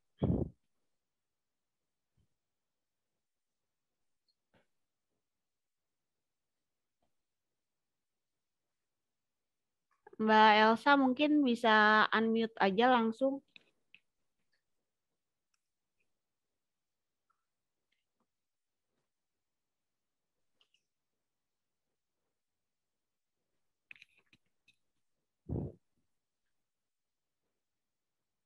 Siap, karena waktunya juga udah tinggal 8 menit. Mungkin, tapi ya Mbak Ayu tadi saya dengar dari Mbak Tias, Fiona gitu kan, mereka sepertinya pakai prinsip kayak just do it, atau melihat suatu peristiwa terusnya tiba-tiba bisa berkembang dengan bagus gitu. Terus ceritanya, tapi kan ada orang-orang yang kayaknya kalau secara simpelnya ngomong, lah saya kalau misalnya lihat suatu peristiwa, misalnya kucing lagi berantem gitu, kayaknya nggak bisa deh bikin, atau kalau nggak ngelihat ada orang anak kecil lagi les gitu kayak Mbak Tias, nggak kepikiran juga buat bikin cerita sebagus itu. Itu gimana Mbak ya? Kalau itu udah kesalahan sikap dari awal ya. Kalau kamu di awal udah bilang saya nggak bisa, ya kamu nggak bisa. Minta maaf, kalau kamu sikapnya seperti itu ya kamu udah menutup diri namanya. Karena dalam seni, sebetulnya nggak cuma seni aja, tapi dalam kehidupan yang kita perlukan tuh membuka diri. Sebuah perkataan enggak, tidak bisa itu pernyataan ketertutupan. Baik. Jadi itu sebuah sikap yang salah. Jadi itu problemnya ada pada sikap. Dan kalau kamu tidak mencoba mengatasi sikap itu, ya kamu nggak akan bisa. Kamu akan seperti yang kamu katakan, kamu nggak bisa. Betul. Kalau di kelas karena dipaksa gitu ya, kan orang kadang-kadang mereka teman kamu gitu ya, dia nggak ikut kelas kan, terus dia ngomong, gue nggak bisa kalau gitu, ya udah, ya nggak bisa. Tapi kalau mungkin dia ikut kelas, mungkin dia karena dipaksa juga sama gurunya, ayo coba, dipaksa, entah dibujuk gitu, mungkin sikap itu terbongkar gitu ya, maksud ya karena dipaksa jadi jadi terhancurkan gitu, sikap yang tertutup itu dia terpaksa dibuka. Betul. Ya itu untungnya kalau ikut kelas atau ikut sesuatu yang memaksa kamu untuk berubah sikap. Tapi kalau dia di luar sana dan dia tetap percaya bahwa gue sih nggak bisa, nggak mungkin lah menulis tanpa ide gitu, dan udah berhenti di situ, ya sudah. Iya, ada juga yang suka nulis nih tadi, dia udah kayak ya sepertinya saya suka menulis, saya udah excited, saya udah tertarik menulis, tapi pas mau mulai kayak blank gitu Mbak. Itu ya udah, mungkin tipsnya just ya udah tulis aja gitu, apapun yang ada di kepala gitu kalian Mbak. Mungkin di sini yang tadi Fiona katakan, karena Fiona punya disiplin yang bagus dari pekerjaannya ya. Pekerjaannya kan membuat dia percaya bahwa jelek dulu nggak apa-apa, draft itu selalu harus draft itu nggak sekali jadi ya. Draft itu nanti akan diperbaiki. Jadi sikap itu ada pada Fiona. Nah, sebagian orang itu mungkin juga waktu kecil selalu, kan kita kadang-kadang ya, saya suka memperhatikan bagaimana orang tua membesarkan anak atau pembantu atau asisten membesarkan anak di Indonesia itu, kata-kata yang sering keluar tuh, jangan, malu. Ya. Gitu. Jadi itu akan membuat anak tuh langsung tahu nggak boleh, enggak. Jadi nggak boleh, nanti gagal, nanti malu aku gitu. Nah itu cara mengajarkan yang jelek, karena dia anak itu jadi dalam kehidupannya dia sangat dibentuk oleh kesadaran akan batas. Dan dia takut sama batas itu, bukannya dia nyoba. Yang ada adalah nanti gagal malu gitu. Nah ini mungkin sikap ini ada yang bukan salahnya orang itu, tapi ya sebagian orang tua dan lingkungan mengajarkan seperti itu, sehingga mereka merasa gue nggak bisa, blank gue, terus mau nulis takut jelek. Jadi perasaan takut jelek itu harus dibuang. Kalau untuk orang yang problemnya di situ, ada juga sih yang problemnya sama sekali nggak takut, maksudnya nggak percaya bahwa dia bisa jelek gitu. Nah itu gimana tuh?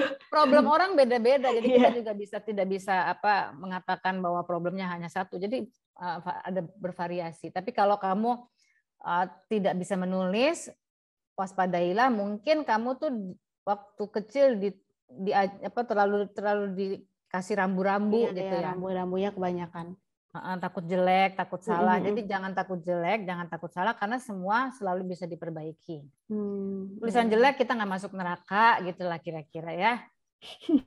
Kalau diajarin dulu apa-apa masuk neraka, jadi udahlah kita lupakan, di dalam dunia kreatif nggak ada neraka. Menarik banget ya. Nah kalau misalnya orang yang kepedean gimana tuh Mbak? Ya orang kepedean ya nggak apa-apa, lebih bagus daripada orang yang malu. Kalau orang yang kepedean kan paling nggak dia bisa melakukan, bahwa mungkin dia orang nggak suka karyanya atau dianggap jelek, dia bisa belajar belakangan kalau dia punya keterbukaan untuk belajar. Tapi itu nasibnya lebih baik lah daripada orang yang takut terus, terlalu takut. Menarik ya Mbak. Mungkin teman-teman ada yang mau nanya lagi nggak nih? 1 menit lagi nih kayaknya. Ada Kak Grace juga nih, Kak Grace kayaknya udah ikutan kelas online ya Mbak Ayu. Background-nya dari wartawan.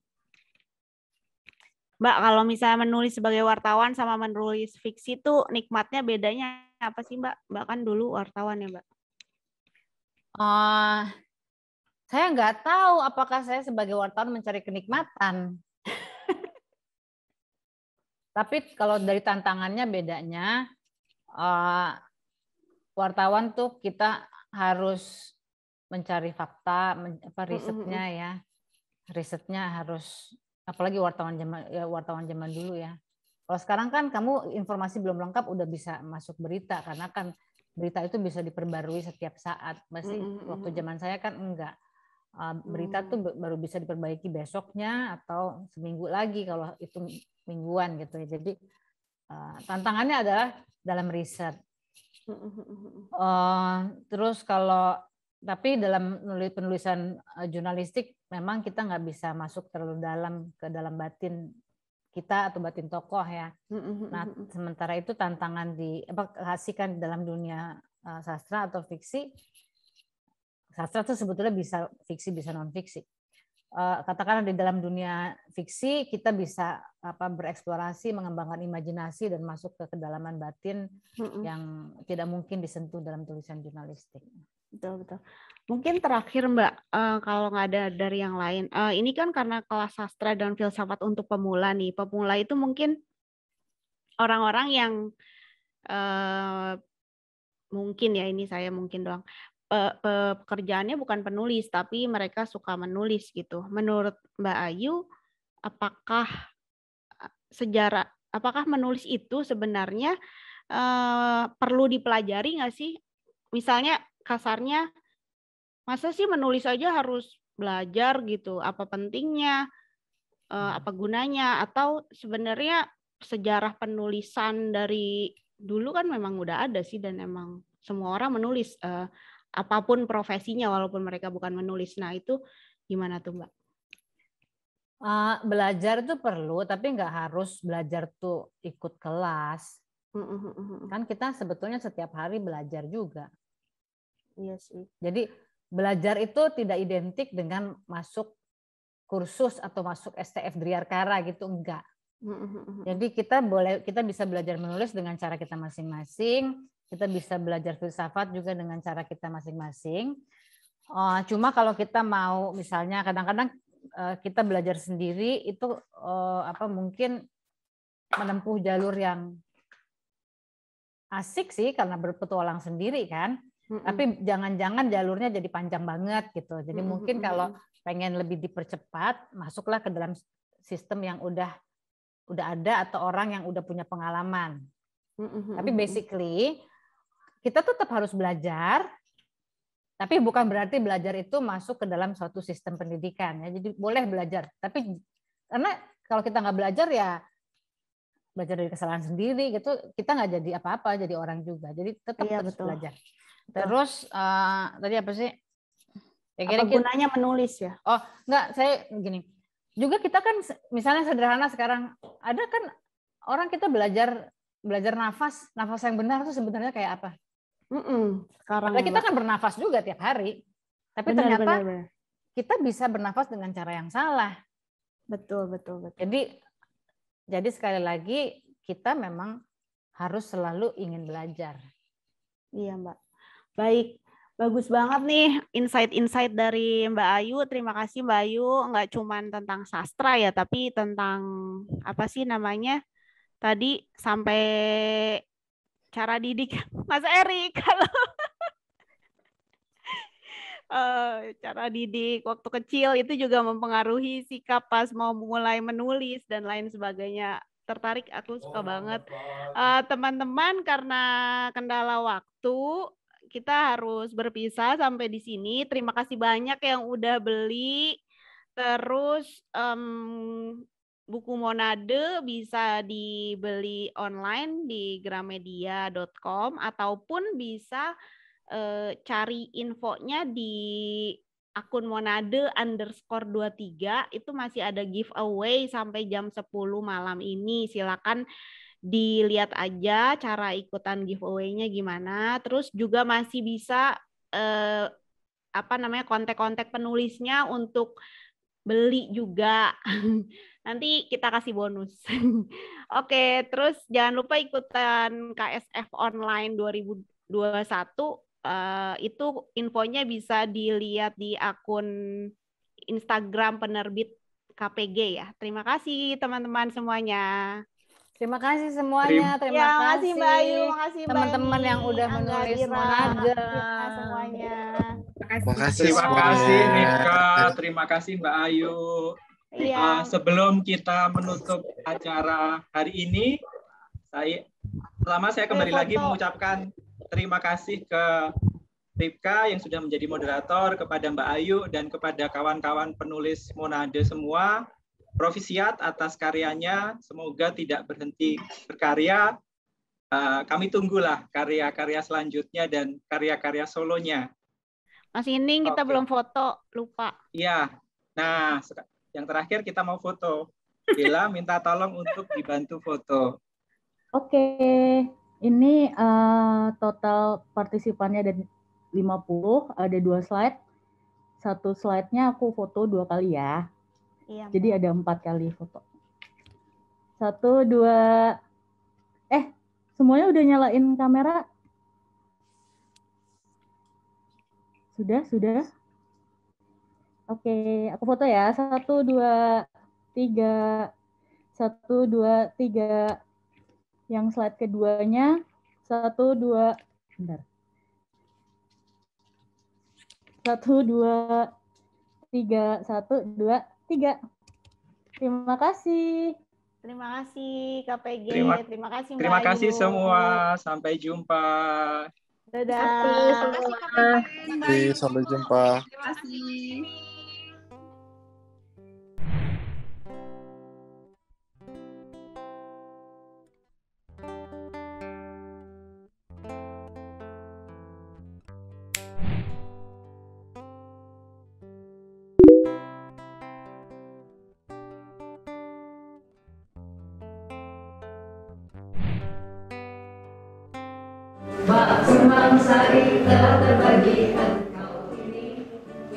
Satu lagi Mbak ya, sesi satu lagi ya. Yuk, all crew standby. Cam 1, cam 2 rolling. Audio. Oke. Asal go. 1, 2, 3, 2, 1.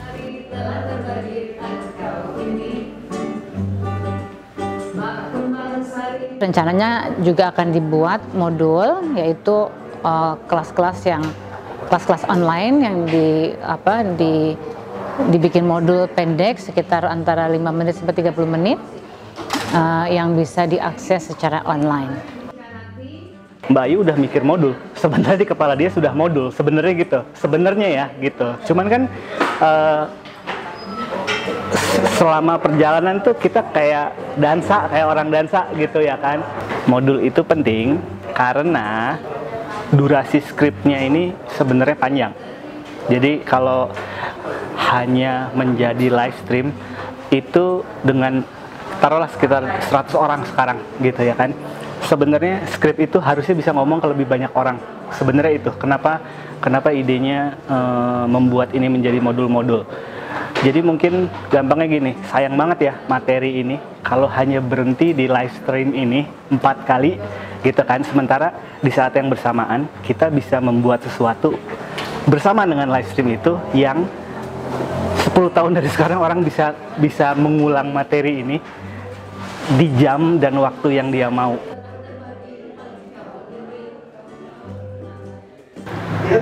Nah, akhirnya kita menjadi modul. Modul itu bagaimana? Jadi modul itu nanti akan bisa dinikmati setiap orang dengan cara online, daring ya, per bagian. Jadi orang yang mau merasakan satu bagian saja oke, yang merasakan satu paket juga oke gitu. Tetapi memang dianjurkan karena ini satu pembelajaran tentu sebaiknya lengkap ya gitu. Tapi kalau mau icip-icip dulu bisa gitu.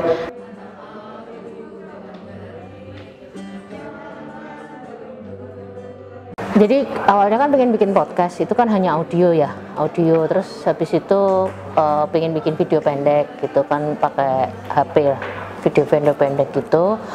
Intinya tentang perbincangan filsafat awalnya, karena kan kita sebelumnya tahun 2019 sesudah Science Underground kita bikin Kemah Sastra dan Filsafat. Terus dari kelas sastra dan filsafat kita KPG mulai kerjasama Matuk untuk support di audiovisual untuk filosofi underground gitu. Nah dari situ kita melanjutkan sains underground di tahun 2020, tapi hanya bisa 2 kelas karena corona. Terus perbincangan dengan Mbak Ayu, kita bikin apa, create apa, yang awalnya dari podcast, terus pengen video pendek, ternyata dalam perjalanannya jadi kepikiran bikin kelas, karena bulan Mei itu Mbak Ayu udah bikin kelas dengan Salihara, kelas webinar gitu.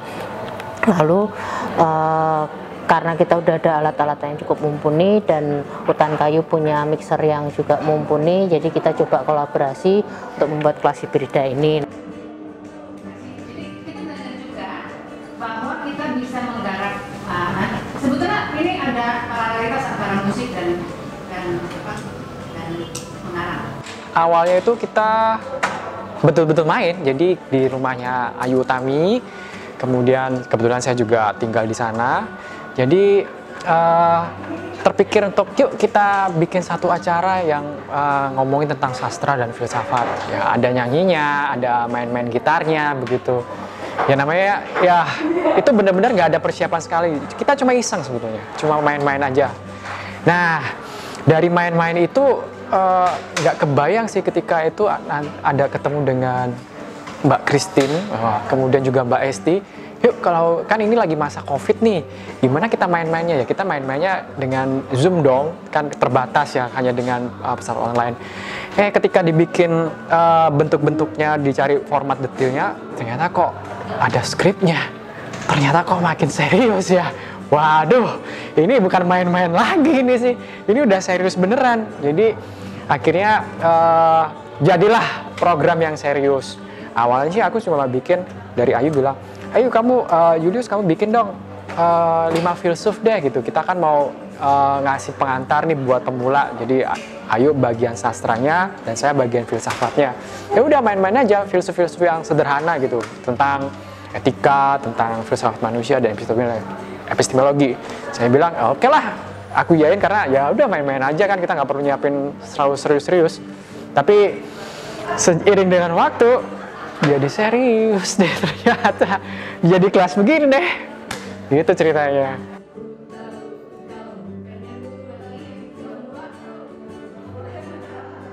Itu menghasilkan output buku ini gitu. Jadi kita nggak cuma buku aja, tapi buku ini juga ada kelasnya, ada modul kelas online-nya. Jadi outputnya nggak cuma satu buku, tapi bisa dapat banyak materi yang sebetulnya bisa kita terus kembangkan sebagai penerbit yang kita nggak mau fokus hanya di buku fisik, tapi kita sekarang masuk lompat ke penerbit konten.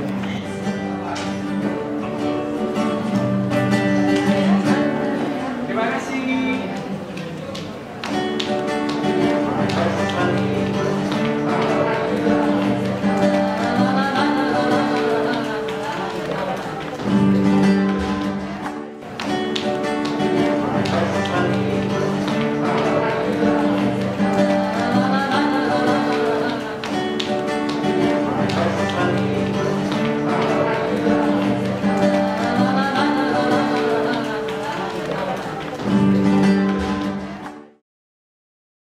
Selamat datang di kelas Sastra dan Filsafat untuk Pemula bersama saya Ayu Utami dan rekan saya Julius Tandianto.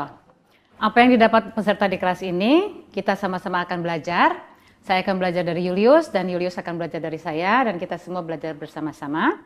Kita akan belajar dasar-dasar menulis dan berpikir kreatif dan dasar-dasar berpikir filosofis dengan cara yang mudah. Karena saya ingin justru mengatakan bahwa menulis kreatif itu bisa dimulai tanpa ide sama sekali. Dan juga dalam filsafat juga menggunakan yang namanya intuisi dan kreativitas. Ada banyak kelas menulis di tempat lain dengan tujuan yang mungkin berbeda-beda. Kelas sastra dan filsafat kali ini memang tujuannya adalah sesungguhnya memberikan keterampilan berpikir dan keterampilan menulis agar kita bisa pelan-pelan menemukan diri yang sejati.